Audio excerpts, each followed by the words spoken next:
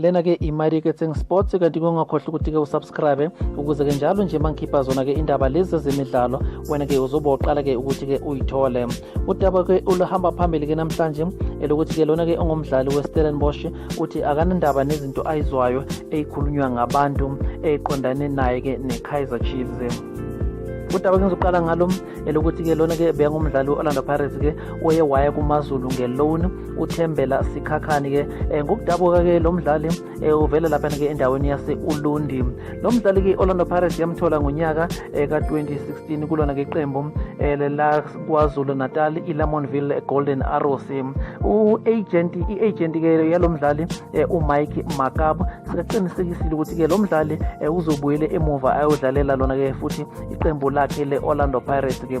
uThembela Sikhakhani ke usasene contract neOrlando Pirates ezophela ngonyaka ka2021.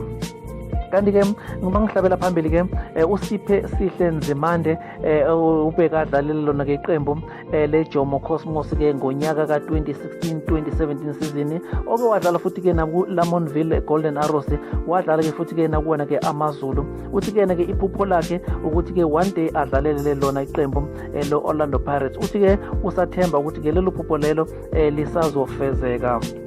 Ngizophetha ke ngodaba ke engingaqala ngalo ngathi ke lona ke ongumdlali weStellenbosch umdlali wasemuva uSibusiso Mthetho oneminyaka engu30 kuona ke unyaka lona ke ka2020.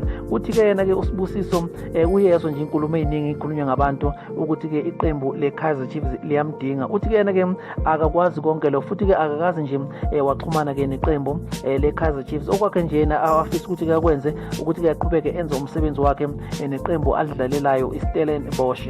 uSibusiso Mthetho ke uyiwadlalela amaqembu amanye abakadlala kona ke iAbsa Premiership njengePlatinum Stars, wadlala nakuFree State Stars, Pretoria University.